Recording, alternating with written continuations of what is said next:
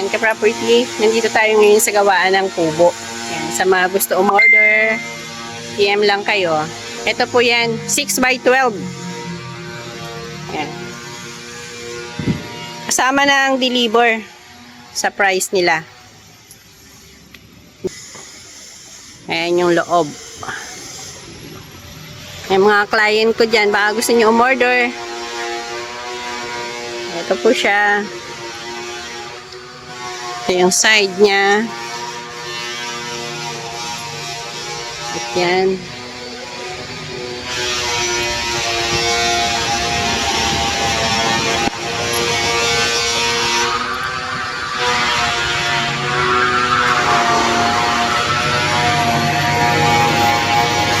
Yan, kasama yung isang lamesa, wala pang varnish. Ayan, kasama yan, isa na yan. Ano, wala pa kayong model? Meron kasi ako nakambas no, San Miguel naman. Yan, at kung mas mababa naman po ang inyong budget para sa kubo, meron po tayong low price, like po nitong 17,500. Ayan po yung 5x5. Ayan, yung isa po natin na may kwarto ay 38,000. Ito naman po yung mas lowest sa kanya. Yan, meron din po siyang isang table. At yan po, tatlong side by side na kanyang upuan. Ayan, fully varnished, napakaganda ng gawa. Ayan, sa mga interested, mag-PM lang po kayo, yung aking mga clients. Ayan, para po kayo ay ma-assist ko rin. Ayan. So, ito po, sideline po tayo dito mga ka-property. So, nag-agent din po ako sa kanila. Ano po? At kung interested po kayo, PM nyo lang po ako para po ma-assist ko rin po kayo. And then, ito naman po yung ito. Ayan, may kasama ding isang cute na mesa. Ito pang masa, mura lang to. Yan. 15,000 at saka itong isa ay 17,000. Yan. Itong 5x5, 17. Ito ay 15. Yan.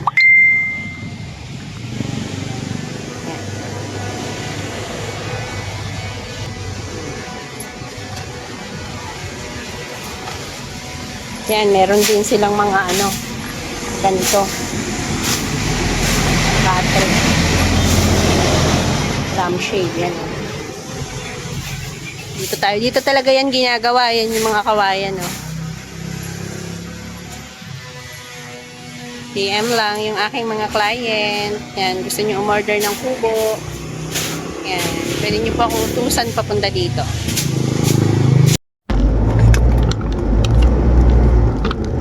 Ito po yung daan dito sa kabilang side. Dito po tayo dumaan sa may pulo. Doon po kasi yung isang daan po ay doon sa DRT. So ito po yung mas madalas kong daanan. Itong way na to.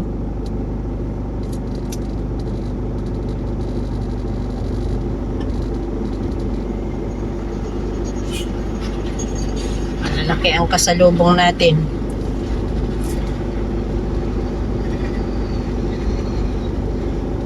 Hindi tayo pwedeng mahulog tayo dyan, lalim pa naman. So, ito pong road na ito ay yung Pulo Road. Yan, sa Pangpahalang pala. Ay, mali pala, hindi pala Pulo. Sa Pangpahalang. Galing tayo sa Pulo. Yan. Tapos, ang karugtong na po nito, sa Tukod na. Tukod San Rafael na nga po.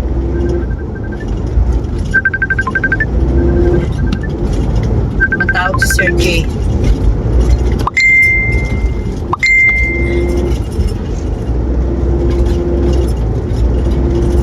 Ayan. Ang travel time po kasi from sa bahay, talagang 1 hour po ito. Ayan, 1 hour po ang travel time ko. papunta dito sa property ng phase 1. Yan.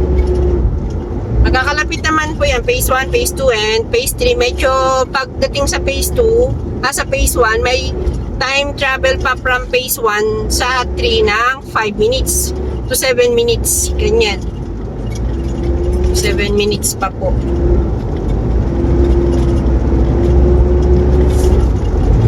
Dito po maayos yung kalsada dito, yung road. Yan. Mapagpabilis naman dito ng takbo ng sasakyan. Maraming way dito papunta sa San Rafael. Pero mag-NLEX, Malolos, ganyan. Exit ka Malolos, tapos pag-Bobiola Highway ka. Pero dito pa rin ang daan, ka-property. Yan. Ito binibenta to 2 hectare itong mahoganian na to eh.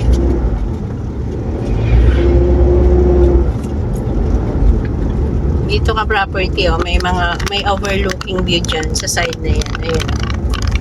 Yan. Okay.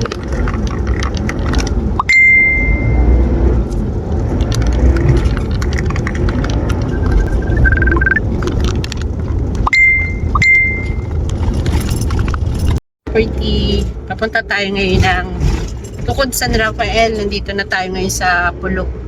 Yan. Ano tayo nitong pakain ng manok ni Sir Jay. Yan natin ko ngayon. Nasa likod natin. Kasi mag-i-start na po siya sa kanyang farm. So, OFW po siya. Pero dito ay may mga kinuha ata siyang tao na magbabantay. So, bumili po tayo sa Santa Maria niyan.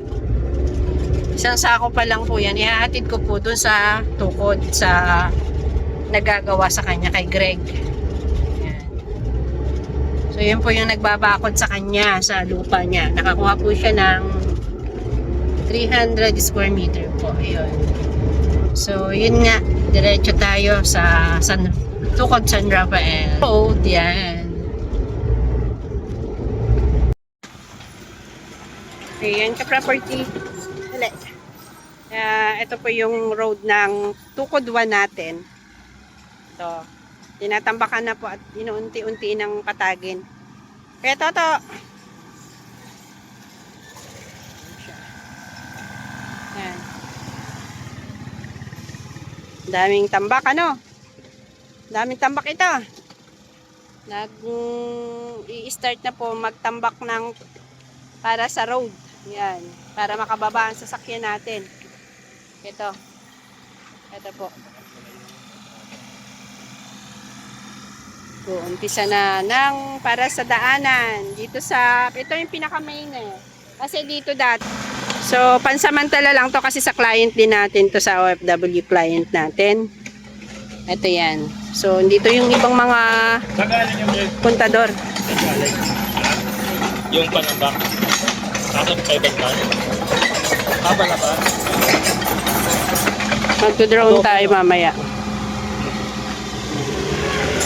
May mga available pa naman tayo sa phase 2. Phase 1 naman, konti-konti na lang.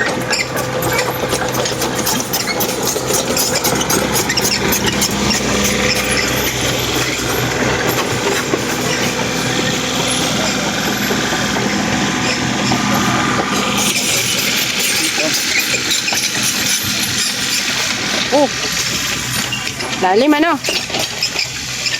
Wala, daming katatambak pala nito. Diretso mga kapunta. Ito ang magiging bago natin ang trasa. Ito talaga yung pinaka main entrance sa road. Yan, galing dito sa Barangay Road.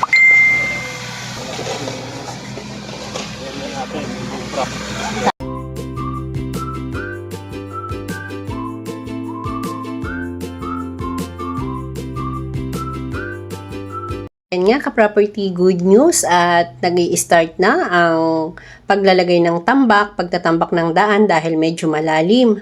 At tagos po yan dito sa Barangay Road ng Tukod San Rafael. Bali, phase 1 nga po natin ito. At yun pong dinaraanan ng mga naka-occupy dito ay temporary lamang po yun. Dahil yun nga po ay nung hindi pa nabibili ay may daanan na siya na ginawa din ng mga naka-occupy or naka-tenant po dito. So, yan. So, mapapansin natin may mga temporary kubo na nga po yung ating mga nakapag-avail na client. At tulad nga po nito, may nag-fencing na rin ng kanilang nasakupan or nabili. So, yan po, pagka nagpa-concrete po, at least 50% naman po ang dapat. So, yun po, nandyan na rin po yung ating unang-unang client na si Sir Erwin. Yan. Dito naman, ayan, meron na rin siyang kubo.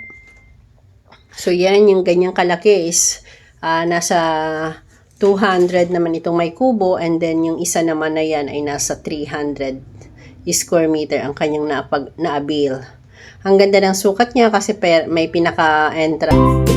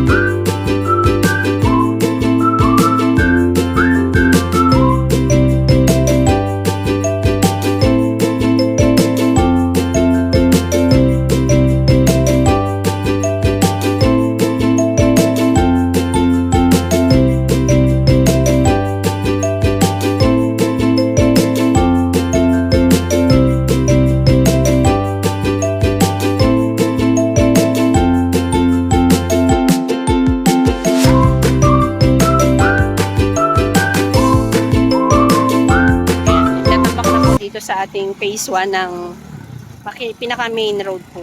Yan po yung pang ilang truck na to eh.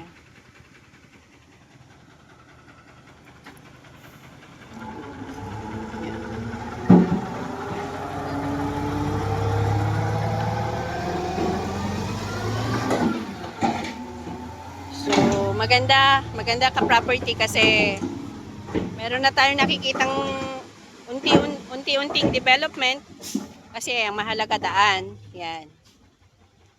Nauunti-unti na po, hindi pa man po natin makita na fully develop ang ating daan, at least unti-unti po na nag-i-start na. Yan. 1 year pa lang po tayo sa ngayon. Pero